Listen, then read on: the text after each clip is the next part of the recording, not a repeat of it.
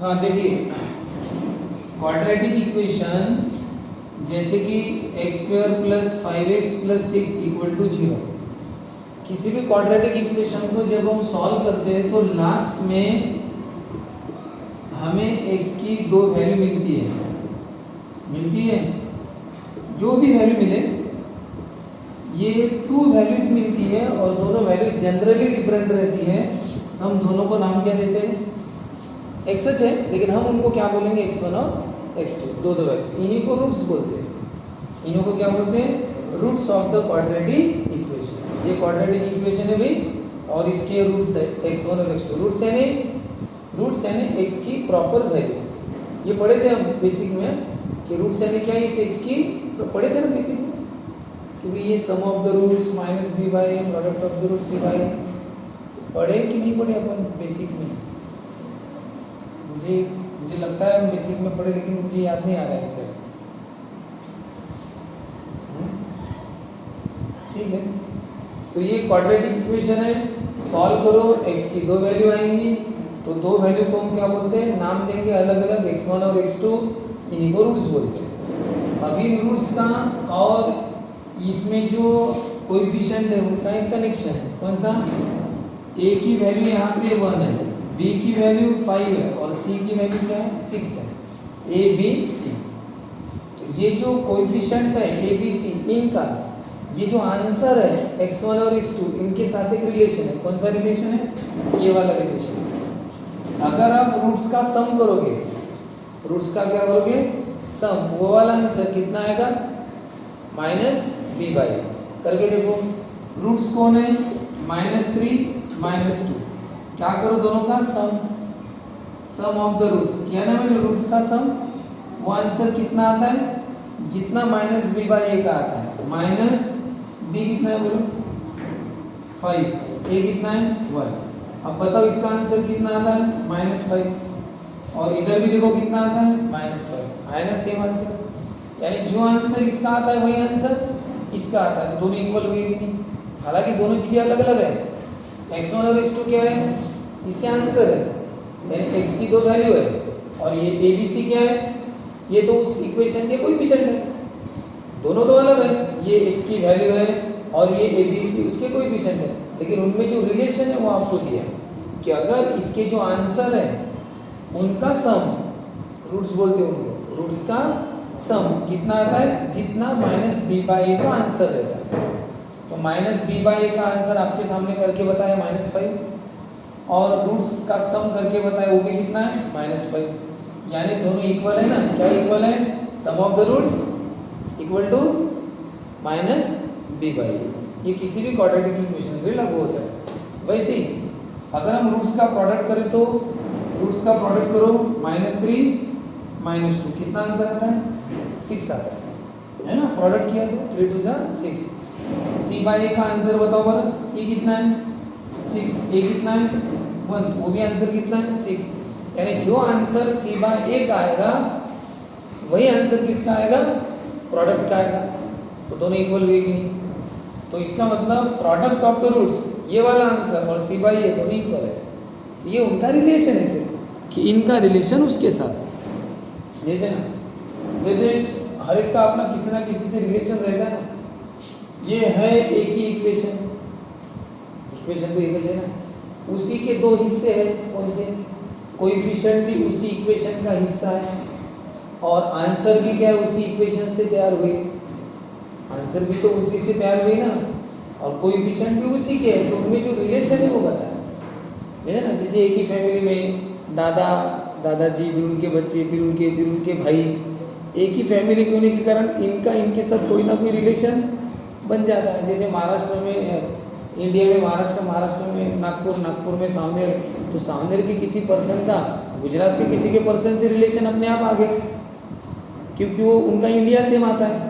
तो एक ही इसके जब आप पार्ट बनते हो तो कोई ना कोई रिलेशन इसका उसके साथ बनता है, क्योंकि आप एक ही इसके बने हो, उसी से निकले हो आप। जैसे इंडिया में सब कुछ है, तो इंडिया के हर स्टेट का या स्टेट का या विलेज का किसी दूसरे से एक रिलेशन बन ही जाता है। ठीक है ना? या तो रिलेशन सेम स्टेट वाला होगा, या डिफरेंट सेम कंट्री वाला, या सेम स्टेट वाला। हम दोनों का रिलेशन कौन सा है? सेम स्टेट वाला है। लेकिन हमारा गुजरात के साथ सेम कंट्री वाला रिलेशन है, सेम स्टेट वाला नहीं है, लेकिन है ना सेम कंट्री वाला रिलेशन। उनकी भी कंट्री इंडिया, हमारी भी कंट्री इंडिया। कहने का मतलब रिलेशन कोई भी हो सकता है, वो हम बता नहीं सकते। किसी का सेम गांव वाला रहता है रिलेशन, हम सेम गांव के, कोई सेम स्टेट के, तो कोई सेम कंट्री के। तो जब एक कोई ना कोई मेन हिस्सा सेम है, उसी से बने, तो किसी का किसी के साथ कोई ना कोई रिलेशन बनेगा।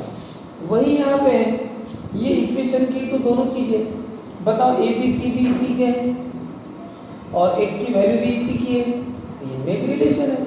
वो रिलेशन कौन सा है? अगर आंसर का सम किया, यानी रूट्स का सम, वो आंसर और माइनस बी बाई ए का आंसर सेम आता है। हर इक्वेशन में आता है, हर क्वाड्रेटिक इक्वेशन।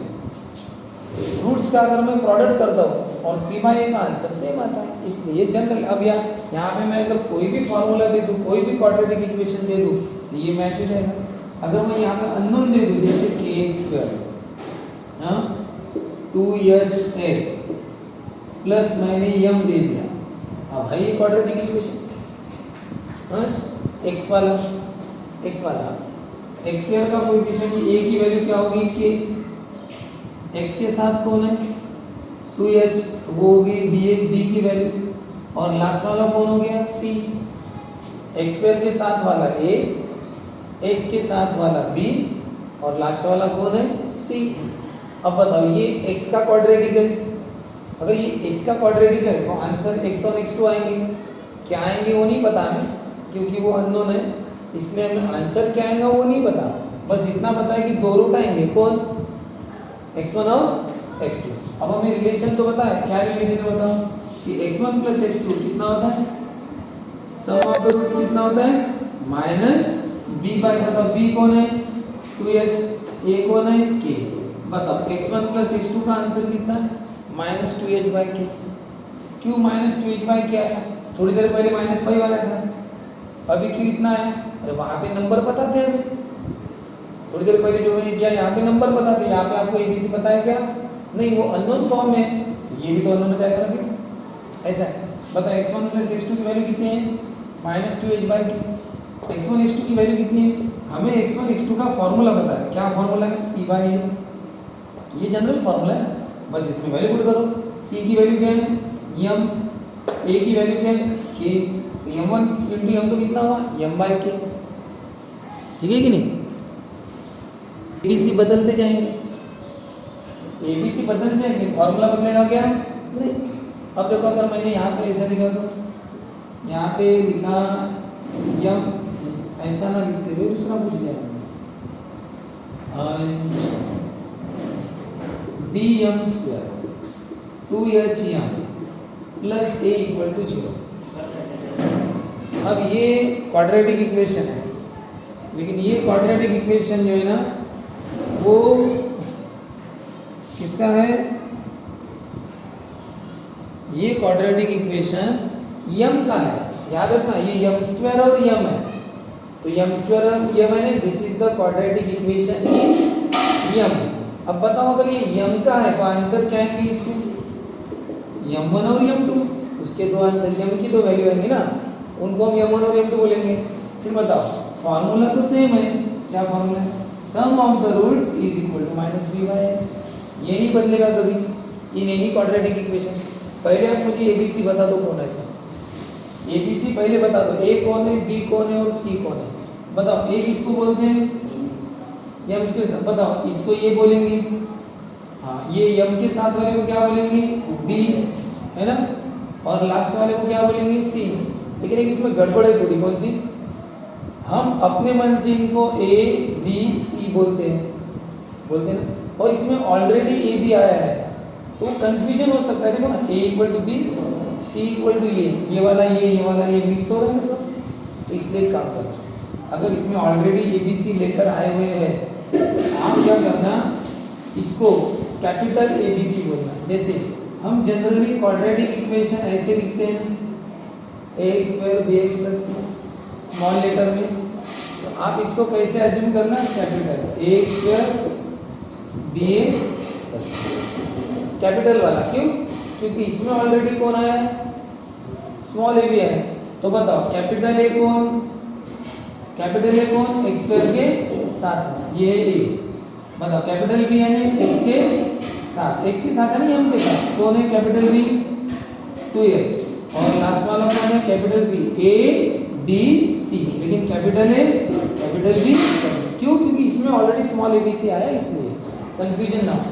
तो चलो हो गया, एबीसी मिल गया आपको। बोलो क्वाड्रेटिक इक्वेशन के लिए फॉर्मूला है सम ऑफ द रूट्स। चलो रूट्स का सम करो, इसके रूट्स कौन है बताओ?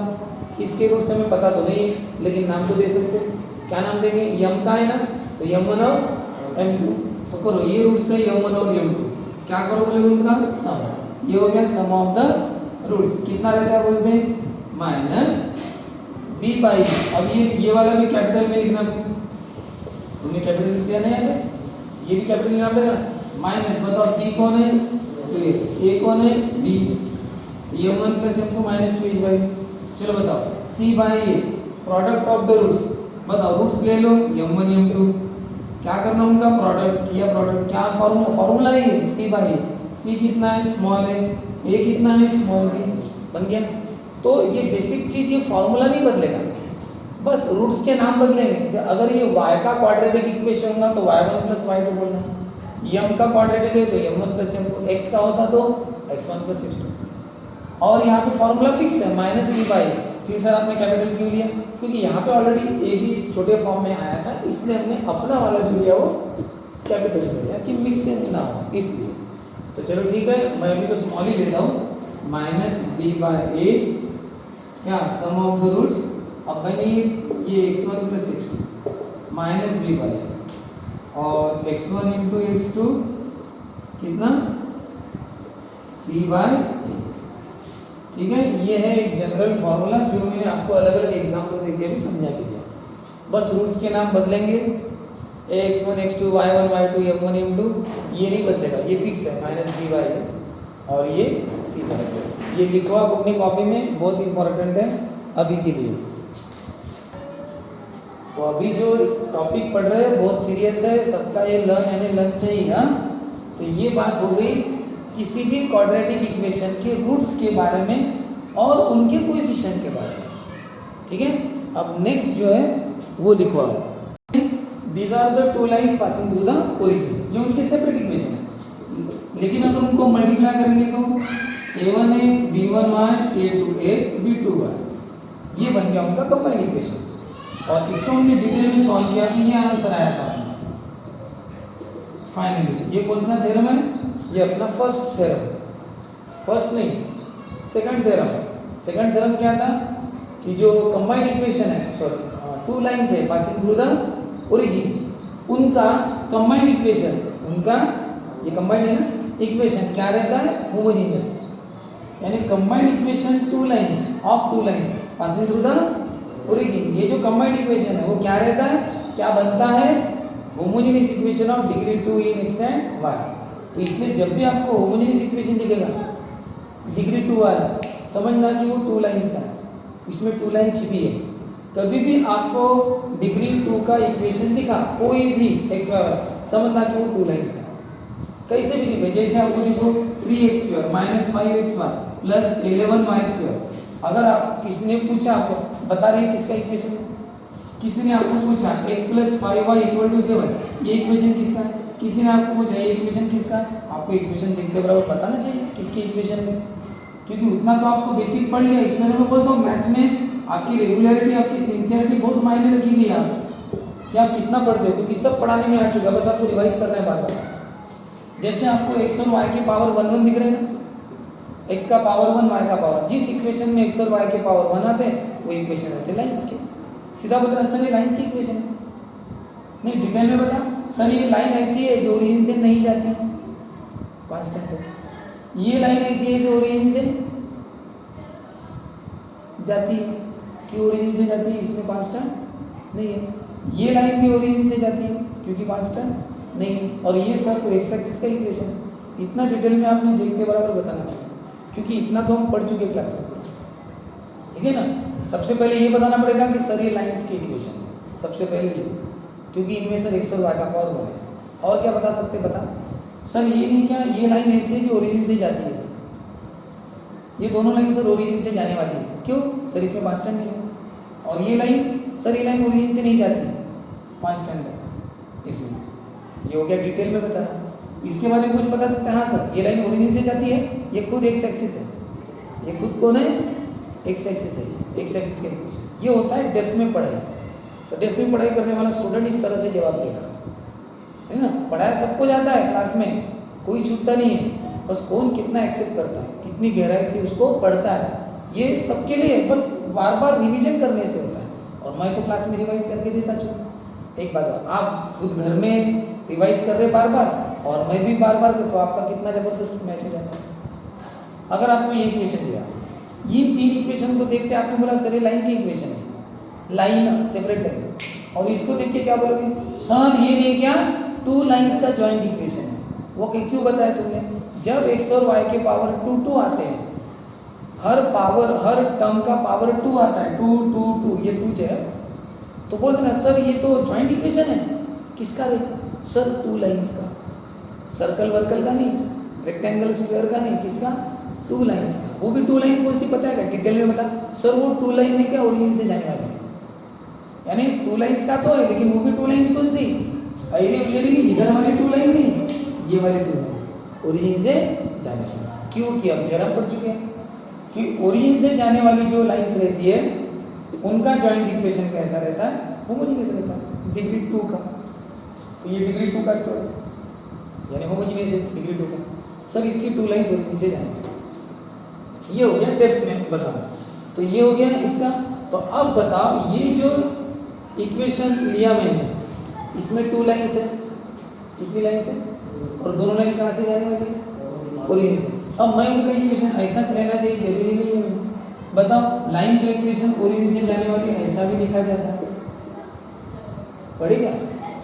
अगर लाइन ओरिजिन से जाती है तो उसकी इक्वेशन ऐसे भी लिखते हैं क्या?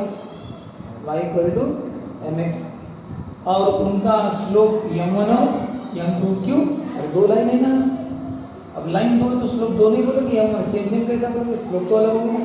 इसकी चढ़ाई अलग, इसकी चढ़ाई अलग, चढ़ाई बदल गई ना, यानी स्लोप बदल गया ना। ऐसा है ना, कम ज़्यादा स्लोप रहेगा। तो बताओ ये टू लाइंस इसके अंदर है, इसके अंदर कितनी लाइन है? 2 लाइंस है। कौन सी 2 लाइंस? ओरिजिन से जाने वाली। एक बात बताओ, हर लाइन का अपना स्लोप रहता है। Every line has a slope, her line का अपना एक स्लोप रहता है। तो बताओ इस लाइन का भी, ये दोनों लाइन का भी स्लोप होगा, तो वो स्लोप कौन सा लेंगे? m1 और m2। तो हम क्या लिखेंगे? हम ऐसा लिखेंगे कि let m1 and m2 be the slopes, let m1 and m2 be the slopes of the two lines, of the two lines having combined equation. उसका कंबाइंड इक्वेशन है, इसमें जो टू लाइंस है उनके स्लोप m1 और m2 है। तो चलो शुरू कर दें। तो लिखना शुरू करेंगे।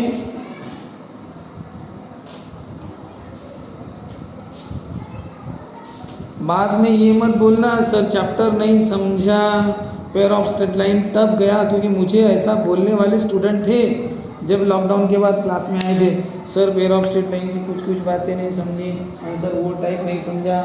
अरे इतना डिटेल में इतनी बार आपको रिवाइज कर देता हूँ, इतनी बार बकबक करता हूँ, इतनी बार कंसेप्ट का समझ, तुम रहते कहाँ पे हो? आपको तो ध्यान देना चाहिए ना, रिवाइज करना चाहिए ना। और इसमें कैसा है, अगर आप स्टार्टिंग का नहीं आता तो फिर आगे का टफ जाता है। अब मैंने इस चैप्टर में आपको जितना स्टार्टिंग का समझ, ध्यान दे दो।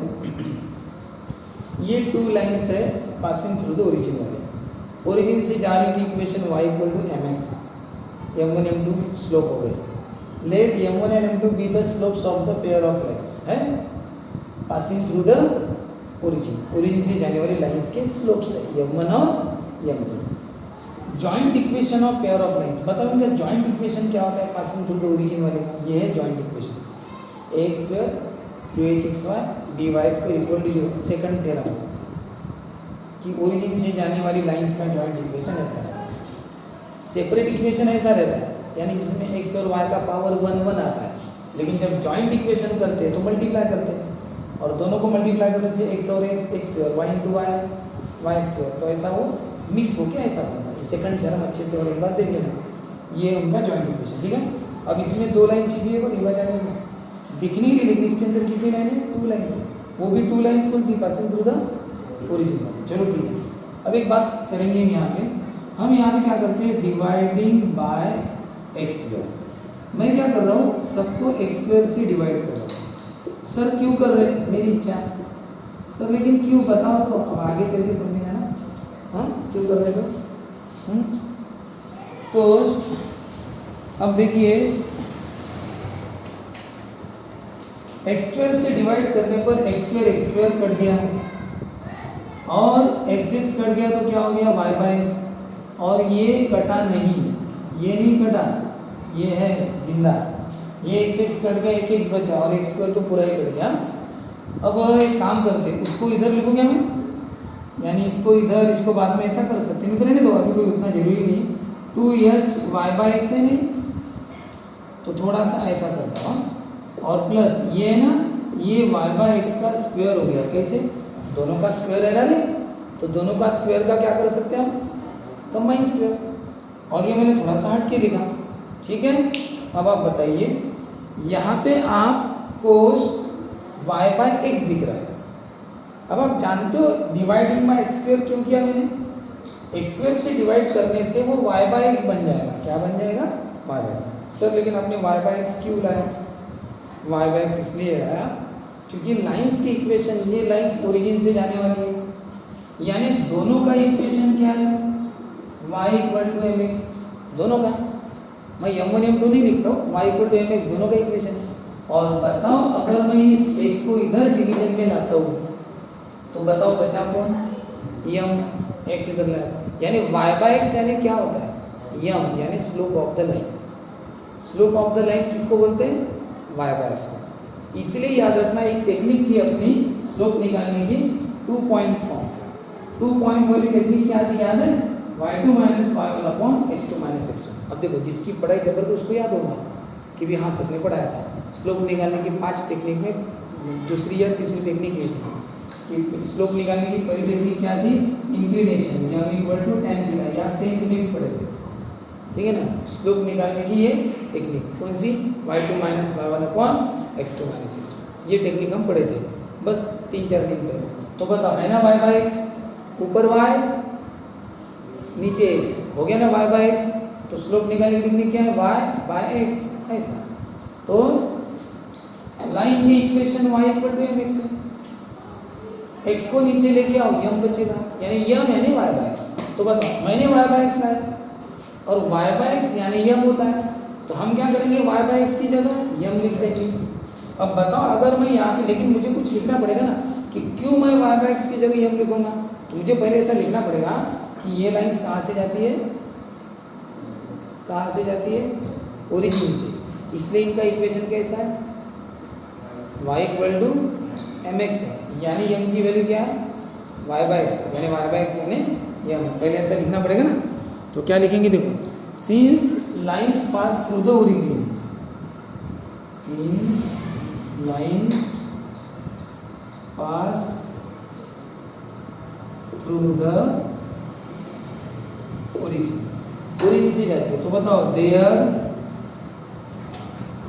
इक्वेशन इज, कौन सा equation, y equal to m x, यानी m इक्वल टू कितना, y बाई एक्स, या फिर y by x equal to m, ठीक है। अब ये इक्वेशन, ये वाली वैल्यू इसमें पुट करो, किसमें, इसमें। इसको एक नंबर दे देता हूँ, कोई नंबर नहीं कहना आपका, 1। तो देखो अभी इक्वेशन 1 बिकम्स, बताओ इक्वेशन के सामने a plus 2h y by x यानी क्या होता है, m, और ये m का क्या हो गया, स्क्वायर। अब बताओ, जो इक्वेशन पहले एक्स वाई के फॉर्म में था, वही इक्वेशन अब कन्वर्ट हो गया m के फॉर्म में आ गया ना। इसको अच्छी तरह से देखो, ये क्वाड्रेटिक इक्वेशन है m का, इसको थोड़ा सा ऐसे लिख के m स्क्वायर पहले, फिर m और लास्ट में इसे। क्वाड्रेटिक इक्वेशन कैसे बनाते हैं, पहले m स्क्वायर, फिर m और लास्ट में नंबर। अगर इस हिसाब से देखेंगे तो ये बताओ, अगर ये क्वाड्रेटिक इक्वेशन है, अगर है m स्क्वायर m, तो बताओ इसको क्या बोलते हैं, m स्क्वायर के साथ में क्वाड्रेटिक इक्वेशन ABC बोलते हैं ना। ये क्या हो गया अपना a, m के साथ वाला क्या हो गया, b, और लास्ट वाला क्या हो गया, c, a b c हो गया। अभी थोड़ी देर आज की शुरुआत ही मैंने इसी की ना, आज की शुरुआत मैंने इसी से तो की कि क्वाड्रेटिक इक्वेशन में कौन रहता है, ए बी सी। लेकिन एक बात याद रखना, इसमें ऑलरेडी ए भी आ चुका है छोटा छोटा, इसलिए हम इसको कैपिटल ए बोलेंगे, इसको कैपिटल बी बोलेंगे और इसको कैपिटल सी, क्योंकि इसमें ऑलरेडी छोटे ए बी सी आ चुके हैं ना, छोटे, इसलिए इसको ए बी सी जैसे बोलते हैं ना, x square plus b x plus c equal to, ये क्वाड्रेटिक इक्वेशन। हाँ, बस ये एक्स की जगह क्या है, ये हम है ना, ये ए हो गया, ये बी हो गया और ये सी हो गया। ठीक है, यानी हमने क्या क्या पता है, जो इसमें टू लाइन्स है, कितनी लाइन्स है, एक बात बताओ, लाइन एक्स वाई के फॉर्म में रहती है, लाइन का इक्वेशन कैसे रहता है, एक्स और वाई वाला रहता है, तो उनका जो जॉइंट इक्वेशन है वो भी एक्स वाई वाला है, क्योंकि लाइन एक्स वाई में रहती है ना, तो उनका जॉइंट इक्वेशन भी एक्स वाई में है। वही जॉइंट इक्वेशन जो एक्स वाई में है वो आपने कन्वर्ट कर दिया यम में। अब बताओ यम क्या है, यम मैंने होता है स्लोप, यम मैंने क्या होता है स्लोप। अब आप बताओ ये यम का क्वाड्रेटिक इक्वेशन है, और क्वाड्रेटिक इक्वेशन में वैल्यू कितनी रहती है बताओ, क्वाड्रेटिक इक्वेशन में वैल्यू कितनी आती है, क्वाड्रेटिक इक्वेशन में x की वैल्यू कितनी आती है, 2 आती है ना, ये यम का क्वाड्रेटिक है ना, तो इसमें वैल्यू कितनी आएगी यम की, 2 वैल्यू आएंगी ना, उन 2 वैल्यू को क्या बोलेंगे आप, m1 और m2। अब बताओ ये m1 m2 क्वाड्रेटिक इक्वेशन की 2 वैल्यू है ना, अब यह मैंने क्या है स्लोप, यह मैंने क्या है स्लोप है ना। हाँ, तो बताओ m1 m2 क्या हो गया, 2 स्लोप हुई, और बराबर 2 स्लोप आने चाहिए, क्यों आने चाहिए बताओ, लाइन कितनी इसमें 2, अब 2 लाइन है तो स्लोप भी कितने आने चाहिए, तो ये लाइन एक्स वाई के फॉर्म में थी, इसलिए उनका जॉइंट इक्वेशन भी एक्स वाई में। लेकिन अगर आप उसको स्लोप में लाना चाहते हो तो भी स्लोप भी तो आनी चाहिए, इसलिए याद रखना, देखो क्वाड्रेटिक इक्वेशन बन गया अपने आप, और क्वाड्रेटिक इक्वेशन बन गया तो यम की अपने आप कितनी वैल्यू आती है, 2 वैल्यू आती है, तो बन गए कि नहीं 2 स्लोप, तो 2 लाइन है इसलिए स्लोप भी कितने 2 है। तो ये जो m1 और m2 नहीं, ये m1 m2 है, m1 m2 क्या है, slopes of the pair of lines passing through the origin. ये जो 2 लाइन है इसके अंदर उसके स्लोप है वो m1 और m2। यानी हमने क्या किया, उसी लाइन को जो एक्स वाई के फॉर्म में थी उसी को एक्सप्रेस किया स्लोप के फॉर्म में। यानी जो लाइन कौन से फॉर्म में थी, एक्स वाई के फॉर्म में, उसी को कौन से फॉर्म में लिखा, स्लोप के फॉर्म में। है एक ही चीज, लेकिन उसका वो पार्ट है स्लोप, स्लोप इसका पार्ट है ना लाइंस का, तो वो स्लोप के फॉर्म में ऐसा दिखता है, और एक्स वाई के फॉर्म में ऐसा दिखता है ना। एक्स वाई के फॉर्म में कैसा दिखता है, एक्स स्क्वायर के साथ a, एक्स वाई के साथ 2h, वाई स्क्वायर के साथ b, ये ऐसा दिखता है। लेकिन जब स्लोप में आता है तो यम स्क्वायर के साथ कौन आता है, b, यम के साथ 2h और लास्ट में ये उल्टा हो जाता है। देखो ये a एंडिंग में जाता है और b स्टार्टिंग में आता है, पता है ना, और 2h बेचारा बीच में रहेगा, लेकिन ये एंडिंग में जाता है और b कहाँ पे आता है, स्टार्टिंग में। थोड़ा सा चेंज तो होगा ना उसमें, हुआ, लेकिन है वो स्लोप्स। अब एक बात बताओ मुझे, अगर आप ये कुछ नहीं पढ़े और मैंने आपके सामने अगर ये इक्वेशन रखा होता, जस्ट आज के पीरियड की स्टार्टिंग समझो, भूल जाओ मैंने ये इतना पढ़ाया अब आपको, और ऐसा समझो कि अपनी पीरियड की स्टार्टिंग है जो मैंने थोड़ी देर पहले आपको पढ़ाया था, और मैंने आपको ये इक्वेशन आपके सामने दिया और मैंने आपको पूछा ये क्या है, तो आप क्या बोलेंगे, इसकी प्रैक्टिस की थी ना मैंने, क्या बोलेंगे, सर बोलेंगे ये क्वाड्रेटिक इक्वेशन है, किसका है रे, यम का है। तो बताओ फिर m1 m2 क्या है, क्वाड्रेटिक इक्वेशन है ना यम का, तो m1 m2 को क्या बोलते हैं। देखो आज पढ़े हम, अभी थोड़ी देर पहले पढ़ा है, स्टार्टिंग उसी से की कि किसी भी क्वाड्रेटिक इक्वेशन में, कोई भी क्वाड्रेटिक इक्वेशन रहे उसमें x की कितनी वैल्यू आती है, सॉल्व करने के बाद 2 वैल्यू आती है, x1 और x2, और उनको क्या बोलते हैं, रूट्स, क्या बोलते हैं, रूट्स बोलते हैं। और फिर इसलिए उसके फॉर्मूले पढ़े थे, सम ऑफ द रूट्स और product of the roots, sum of the roots minus b by a, product of the roots c by a, पढ़े थे ना। तो अगर x का क्वाड्रेटिक इक्वेशन है तो x1 x2 को क्या बोलेंगे, रूट्स। तो फिर ये m का क्वाड्रेटिक इक्वेशन है तो m1 m2 क्या है, उसके रूट्स, रूट्स यानी m की वैल्यू, तो m1 m2 क्या है, रूट्स। आप रूट्स बोलोगे ना, क्योंकि आपका देखने का नजरिया कौन सा है? Quadratic equation. आप इसको कौन से नजरिए से देख रहे हो? क्वाड्रेटिक इक्वेशन के नजरिए से देख रहे हो, तो आप m1 m2 को क्या बोलोगे? रूट सच बोलोगे। ठीक है, अब आपके सामने ये स्क्रीन दिखा दी पूरी, पिक्चर्स क्लियर कर दिया। अब आपका देखने का नजरिया इसी को बदल गया। अब आपको पूछा ये m1 m2 क्या है? सर ये m1 m2 स्लोप है। क्या है m1 m2? स्लोप है। यानी m1 m2 दो काम करने के लिए, अगर आप इसको लाइंस के नजरिए से देखोगे इस इक्वेशन को, क्योंकि बना उसी से, उसी इक्वेशन में थोड़े कुछ चेंज करके ये आया। कौन से चेंजेस किए? ये टू लाइंस का इक्वेशन, इसमें टू लाइन है पासिंग थ्रू द ओरिजिन, दो लाइन मिक्स हुई है, इसमें दिखते नहीं सेपरेट लेकिन है इसमें दो लाइन। फिर हमने कुछ चेंजेस किए, dividing by x square cut गया, एक्स कट गया, वाई बाय एक्स ऐसा, फिर कंप्लीट वाई एक्स का होल स्क्वायर, ये वाई बाय एक्स। फिर हमने ये जो ये लाइंस ओरिजिन से जाने वाले हैं, इसका मतलब इनके इक्वेशन क्या रहते हैं? वाई को टाइम एक्स रहते हैं, इसका मतलब वाई बाय एक्स यानी यम होता है। तो फिर इक्वेशन 1 बिकम्स, जहाँ पे वाई बाय एक्स था वहाँ पे यम लिख दिया, यानी यही इक्वेशन अभी ऐसा दिख रहा है। तो है वो टू लाइन से बना हुआ ना, तो ये टू लाइंस का है, इसलिए एक्स वाई है, उसी से बना। ये यम क्या चीज़ है? यम क्या चीज़ है? यम है स्लोप। यम क्या है? स्लोप। तो आप क्या बोलेंगे? ये स्लोप वाला इक्वेशन है, इसका इक्वेशन है, क्वाड्रेटिक थोड़ी बोलोगे। आप बोलोगे सर ये स्लोप वाला इक्वेशन है, और इसमें जो कितने स्लोप होंगे? दो स्लोप, m1 और m2। यानी आप इसका बैकग्राउंड म्यूजिक जानते हो, इसकी हिस्ट्री जानते हो, इसमें आपका नजरिया बदल जाता है। आप बोलते हैं सर ये m1 m2 क्या स्लोप्स है, लेकिन अगर आपका एंगल थोड़ा सा चेंज कर दोगे, बोलोगे सर ये क्वाड्रेटिक इक्वेशन है, तो m1 m2 क्या है? रूट्स है। तो m1 m2 दो काम कर रहे हैं। कौन से दो काम? क्वाड्रेटिक इक्वेशन के हिसाब से m1 m2 रूट्स है, और लाइंस के हिसाब से सोचोगे तो m1 m2 स्लोप्स है, यानी वो दोनों है। जैसे एक ही आदमी पुलिस इंस्पेक्टर भी रहता है और किसी के पिता भी रहते हैं, एज ए फादर भी है वो किसी का, और एज ए पुलिस इंस्पेक्टर भी है ना, उसके रोल अलग अलग है ना। तो देखने का नजरिया है, आप उसको अपना एक कौन से नजरिए से देखते हो? पुलिस इंस्पेक्टर से देखते हो या अपनी सोसाइटी का मेंबर के नजरिए से देखते हो? नजरिया है ना, है तो वही। तो वही है, ये दोनों काम कर रहे हैं। कोई पर्सन सोसाइटी का मेंबर भी है और वही पर्सन पुलिस इंस्पेक्टर भी है। वही बात है, m1 m2 रूट्स भी है और m1 m2 स्लोप्स भी है, दोनों है। ठीक है, अब एक बात बताओ, m1 m2 अगर दोनों है, अभी थोड़ी देर के लिए m1 m2 को रूट्स बोलो, क्या बोलो? अब ये क्वाड्रेटिक इक्वेशन है, क्वाड्रेटिक इक्वेशन है, तो बताओ एबीसी की वैल्यू क्या होगी?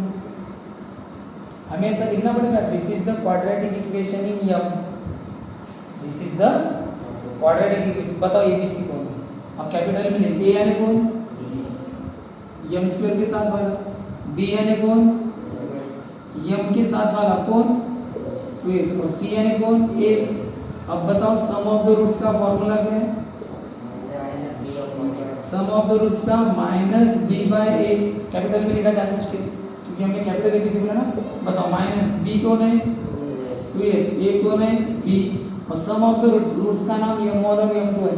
यहाँ पे लिखना है, हाँ यहाँ पे लिखना है कि this is the quadratic equation in m, तो m1 m2 क्या है? उसके रूट्स है, और साथ में ये भी लिखना है कि m1 m2 स्लोप्स भी है। दोनों सेंटेंस यहाँ पे लिखने हैं। ठीक है, अब बताओ सम ऑफ द रूट्स, ये रूट्स है, इसके रूट्स क्या क्या होगा? सम ऑफ द रूट्स क्या फॉर्मूला है? Minus b by a, minus value put की, तो बताओ क्या फॉर्मूला बना? m1 plus m2 minus 2। और बताओ उसके बाद दूसरा फॉर्मूला क्या है? प्रोडक्ट ऑफ द रूट्स, क्या फॉर्मूला है? c by a। बताओ c कौन है? a, और a कौन है? b, और रूट्स का क्या करो? प्रोडक्ट ना, यानी m1 m2 कितना होता है? a by b। ये फॉर्मूले की आपको जरूरत है आगे चल के, लेकिन आया कैसे मैंने वो समझा के दिया। ठीक है ना, तुम्हारे थ्योरम में डायरेक्ट यूज किया गया, तुम्हारे थ्योरम में कैसा बनता है? Direct m1 plus m2 minus 2, लेकिन वो आया कैसे वो नहीं, इसमें मैं वो सब समझा के दे रहा हूँ कि कैसे आते हैं। ठीक है, तो यहाँ पे सेंटेंस लिखना है, मैं लिख के दे देता हूँ, आप अभी लिखना। ठीक है, ये जो इक्वेशन 1 है इसका ये ऑक्सिलरी इक्वेशन है। क्या ऑक्सिलरी इक्वेशन है ना? ऑक्सिलरी वर्ब जानते हो, 10th में पढ़े थे, तो उसको हम दूसरा नाम है हेल्पिंग वर्ब। हेल्प करते हैं सेंटेंस कंप्लीट होने के लिए, उसका सेंस आने के लिए। I can do it, ability बताने के लिए, है ना। I use to perform well in the competition, जो भी है, तो वो पास्ट हैबिट बताने के लिए, तो जितने विल शॉल ऑक्सिलरी वर्ब थे वो बताते उस सेंटेंस का सेंस क्या है, फ्यूचर पास्ट सब रिलेशन उसका। तो ये ऑक्सिलरी इक्वेशन है, यानी कैसे क्या, ये इक्वेशन है लाइंस वाला, इसमें 2 लाइन है, तो बताओ लाइन में स्लोप भी तो रहते हैं, ये क्या बताता है, उनके स्लोप बताता है, ये क्या बताता है, उनके स्लोप, तो उसको हेल्प कर रहा है।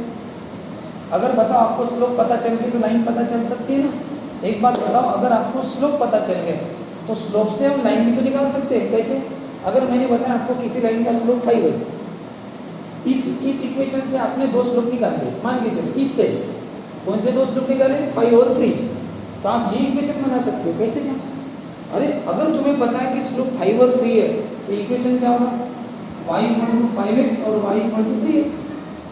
अरे दोनों line passing through the origin, y = mx equation रहता है ना, y = mx, अब m तो मैंने बता दिया ना तुम्हें, 5 और 3 मिल गए इक्वेशन। तो ये पहला इक्वेशन क्या हो गया, 5x - y = 0, और ये 3x - y = 0, मिल गए 2 लाइन। अब दोनों लाइन को क्या करो, मल्टीप्लाई करो तो क्या मिल गया, जॉइंट इक्वेशन। और इसको और डिटेल में मल्टीप्लाई करो तो x² बनेगा, फिर xy बनेगा, और क्या बनेगा लास्ट में y² बनेगा, मिल गया। यानी आपको इससे 2 स्लोप मिलते बराबर आपने 2 लाइन बना ली, क्योंकि स्लोप मिल गए तो y = mx फॉर्मूला, स्लोप डाल दो तो लाइन मिल गई। अब देखो ये भी पढ़ाया मैंने, स्लोप मिले तो लाइन की इक्वेशन कैसे बनाते, ठीक है ना। हाँ, तो ये फिर ये लाइन मिल गई, फिर दोनों को मल्टीप्लाई करो तो बन गया जॉइंट इक्वेशन, और जॉइंट इक्वेशन डिटेल में मल्टीप्लाई करो तो फाइनली ऐसा दिखता है कि x² xy और y² बन गया कि नहीं। ये सपोर्ट कर रहा है कि नहीं, इसलिए इसको क्या बोलते हैं, सपोर्टिंग इक्वेशन। सपोर्टिंग इक्वेशन को बोलते हैं ऑक्सिलरी इक्वेशन। तो ठीक है, this is called auxiliary equation of equation 1। इक्वेशन 1 जो लाइंस का उसका auxiliary equation. It is also called quadratic equation in m, पता इसको आप क्वाड्रेटिक इक्वेशन भी बोलते हो ना, इन m वाला। अगर ये क्वाड्रेटिक इक्वेशन है तो इसको a बोलोगे, इसको b और इसको c बोलोगे। Roots of the quadratic equation 3, अब याद रखना क्या लिखा है मैंने, क्वाड्रेटिक इक्वेशन 3 इसके रूट्स यानी m1 और m2, 2 रूट्स ना, वो रूट्स m1 m2 क्या है, इन 2 लाइन के क्या है, स्लोप्स है। इसलिए मैं ऐसा लिखा, roots of the quadratic equation 3 are the, वो जो 2 रूट्स है m1 m2 क्या है, are the slopes of the lines represented by equation 1। इक्वेशन 1 में जो लाइंस है उनके क्या है, वो स्लोप्स है। यानी क्वाड्रेटिक इक्वेशन के रूट्स इस इक्वेशन के क्या है, लाइंस के क्या है, स्लोप्स है। ऐसा वही यहाँ पे लिखा कि roots of the quadratic equation are the slopes of the lines, lines के स्लोप्स है। अब बताओ, उनको नाम देना पड़ेगा, अभी तक नाम कहा दिया, तो बताओ इसके रूट्स को क्या नाम देंगे, m1 और m2। Let m1 and m2 be the roots of the quadratic equation. Roots यानी m की तो वैल्यू, m1 और m2। अब बताओ क्या फार्मूला है, sum of the roots minus b by a, ये रूट्स का sum minus b by a, यानी आपको फॉर्मूला क्या मिला, m1 + m2 = -2h/a। Product of the root c by a, roots का product c by a, c और a की value put करो, ठीक। अब आप ये सब छोड़ दो, आप सिर्फ इसको देखो और इसको देखो, बाकी सब छोड़ दो। और अब बताओ क्या बोलोगे, ये है लाइंस का इक्वेशन, और इसमें 2 लाइन है, कौन सी 2 लाइनें, यानी 2 स्लोप है, 2 लाइनें यानी 2 स्लोप है। इनमें जो 2 लाइन है और उनमें जो 2 स्लोप है उनका फॉर्मूला है। बताओ 2 स्लोप्स का सम क्या बोलेंगे, अब हम सम ऑफ द रूट्स नहीं बोलेंगे, क्या बोलेंगे हम, 2 स्लोप्स का सम यानी sum of the slopes. Sum of the slopes equal to क्या है, -2h/b, -2h/b यानी -2h/b। यानी इसमें जो 2 लाइन है यानी 2 स्लोप है, उनका अगर सम करोगे तो आंसर कितना आएगा, -2h/b। और अगर उन स्लोप्स का प्रोडक्ट करोगे तो आंसर कितना आएगा, a/b। यानी ये जो a 2h b है ये कोएफिशिएंट है ना, कोएफिशिएंट। और इसी में दो लाइन है, उनके दो स्लोप है m1 m2। तो ये रिलेशन किसका हो गया बताओ? ये रिलेशन है स्लोप्स और कोएफिशिएंट्स का। किसका रिलेशन? स्लोप्स और कोएफिशिएंट है ना, उनका ही रिलेशन है। और इसकी भी जरूरत पड़ती है कि sum of the slopes equal to -2h/b, product of the slopes equal to a/b। ये आपको लर्न करना पड़ता है, इसके प्रॉब्लम्स आते हैं, ठीक है। हाँ, we know that a minus b whole square क्या होता है? a square minus 2ab plus b square. लेकिन a minus b whole square का और एक फॉर्मूला है, कौन सा? a plus b whole square minus 4ab। कैसे करके लिखो? a plus b whole square क्या? ये दो फॉर्मूला, ये तो आपको जानते हैं, ये भी फॉर्मूला कैसे देखो। a plus b whole square क्या होता है? a square twice ab plus b square. इसका आंसर आप जानते हो। आगे कौन है? माइनस 4ab, ये जैसा है वैसा। इसका आंसर लिखा। अब बताओ, ये a square 2ab minus 4ab कितना होगा? 2ab minus 4ab minus 2ab। और बताओ आया कि नहीं answer? a minus b whole square क्या होगा? a स्क्वायर, यही होता है ना, आया ना बराबर? हाँ, यानी ये जो लिखा हो गलत नहीं है, क्योंकि इसको सॉल्व किया तो वही आता है बराबर। तो बताओ कौन सा फॉर्मूला है माइनस बी होल स्क्वायर का? a plus b whole square minus 4ab। तो बताओ अगर मैं m1 minus m2 whole square करूँगा तो ab की जगह मैंने m1 m2 लिया। m1 minus m2 whole square क्या होगा? m1 plus m2 whole square minus 4 m1 बराबर है। अब बताओ m1 प्लस m2 कितना होता है? m1 प्लस m2 कितना होता है? Minus 2h/b whole square. m1 m2 कितना होता है? a/b। ये समझिए, m1 m2 a/b, m1 plus m2 minus 2 का स्क्वायर 4, h का स्क्वायर b का स्क्वायर b स्क्वायर और नेगेटिव का स्क्वायर पॉजिटिव माइनस 4ab। अब आप क्या कर सकते हो पता है? आप चाहो तो यहाँ पे 4/b कॉमन भी निकाल सकते हो, है ना।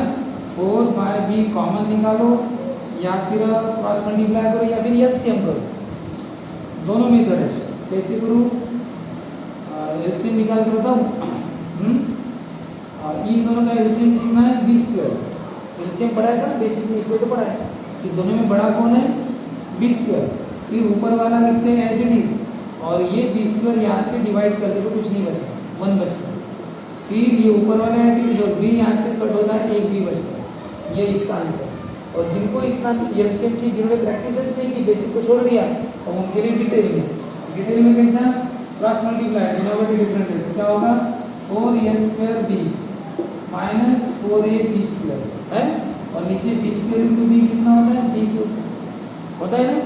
और बताओ उसके बाद ये ऊपर से b कॉमन निकलता है, और b कॉमन निकलता है ना, और b वैसे तो कॉमन दो चीज़ें निकलती है, चलो b कॉमन निकलता है तो बचा कौन? 4a² माइनस b निकला तो क्या बचा? 4ab अपॉन कौन है? b³ b cancel, 4a² minus 4ab upon b²। देखो ये, तो ये आपकी उस समय प्रैक्टिस नहीं थी, आपको करना है अच्छे से। तो ये दोनों का एलसीएम b² है, 4a², ये b² तो कट गया, ये 4a b कट गया, एक भी बच गया। अब इसमें से 4 कॉमन निकालो, कौन बचेगा बताओ? 4 कॉमन निकाल तो क्या बचा? ये स्क्वायर, और 4 कॉमन निकाल तो क्या बचा? ab। 4 क्या तो ab ना, और नीचे कौन है? b², और ये कौन है? m1 minus m2 whole square. अब एक काम करो, taking square root, taking square root. अगर मैं इसका स्क्वायर रूट करता हूँ m1 minus m2 whole square, ठीक है ना, किया। अब बताओ मैंने इसका अगर स्क्वायर रूट किया है तो स्क्वायर रूट करने के बाद क्या आंसर आएगा? आंसर ये आएगा m1 minus m2 square root cancel, और 4 का स्क्वायर रूट क्या होता है? 2, इसका स्क्वायर रूट क्या होता है? a² माइनस ab, क्योंकि इसका स्क्वायर रूट निकलता नहीं, और b² का स्क्वायर रूट क्या होता है? b, ठीक है ना। 4 का स्क्वायर रूट 2 होगा ना, ये स्क्वायर रूट कट गया अभी, और इसका square root b square minus a, और वो लिखना मॉड में इसलिए क्योंकि स्क्वायर रूट की दो वैल्यू होती है प्लस और माइनस, तो वो रिप्रेजेंट करने के लिए मॉड, ठीक है। तो इसके अंदर और हमें हमेशा जो स्लोप का डिफरेंस पॉजिटिव चाहिए, अंदर प्लस माइनस रहता है क्योंकि एक्चुअली इसकी स्क्वायर रूट 2 रहते हैं प्लस माइनस, लेकिन होता क्या है कि होता ये है कि कभी भी रूट के अंदर प्लस और माइनस कुछ भी रहे तो वो प्लस बनता है। मॉड के अंदर पढ़ाया था, मॉड का कंसेप्ट पढ़ाया था ना कि मॉड में प्लस माइनस कुछ भी रहे क्या बनता है, प्लस बनता है। पहले प्लस माइनस ले लेना, ऐसा ऐसा ले लेना, बाद में उसको ऐसे पहले ऐसे ले लेना। तो बताओ m1 माइनस m2 की वैल्यू आपके सामने है, क्या है m1 माइनस m2 की वैल्यू?